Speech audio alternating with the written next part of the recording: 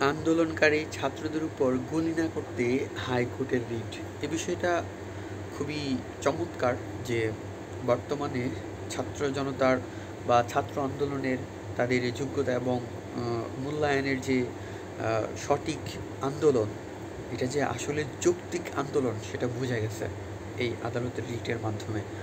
এই বিষয়টা খুবই চমৎকার এবং আশাপ্রদীপ যে আমরা এই ছাত্র আন্দোলনের যে সুন্দর ভবিষ্যৎ দেখতে পাচ্ছি সেটা স্পষ্ট হয়ে গিয়েছে।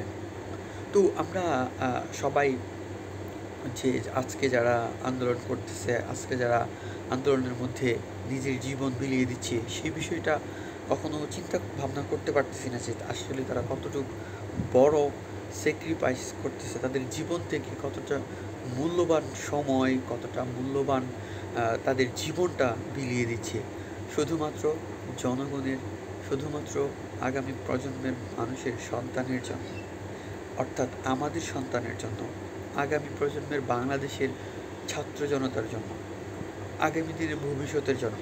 কারণ বর্তমান প্রজন্মর যে স্টুডেন্টরা, যে ছাত্রছাত্রীরা, তারা তাদের যোগ্যতা এবং ন্যায়ের মূল্যায়ন চায়, সেটা যদি করতে পারে বাংলাদেশ, তাহলে অবশ্যই বাংলাদেশ সুন্দর ভবিষ্যৎ পাবে। সেই সূত্রে আমরা আজকের যে আন্দোলনের বিষয়টা, সেটা সফলতা কামনা করি এবং আদালতের সেই রিটের আমরা কি বলবো সেটা, যে সুন্দর এবং ভালোবাসা, যে তাদের আচরণ, এই বিষয়টা আমাদের পক্ষে কাজ করেছে, মানে ছাত্র জনতার পক্ষে কাজ করেছে আদালত।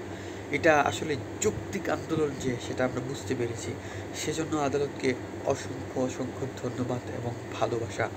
আর ছাত্র জনতা আজকে তাদের আন্দোলনের নতুন কর্মসূচি দিয়েছে, আগামীতেও হয়তো বা আরও নতুন কর্মসূচি আসতে পারে। তো বন্ধুরা, এই ছিল আজকের এইটুকু খবরের বার্তা।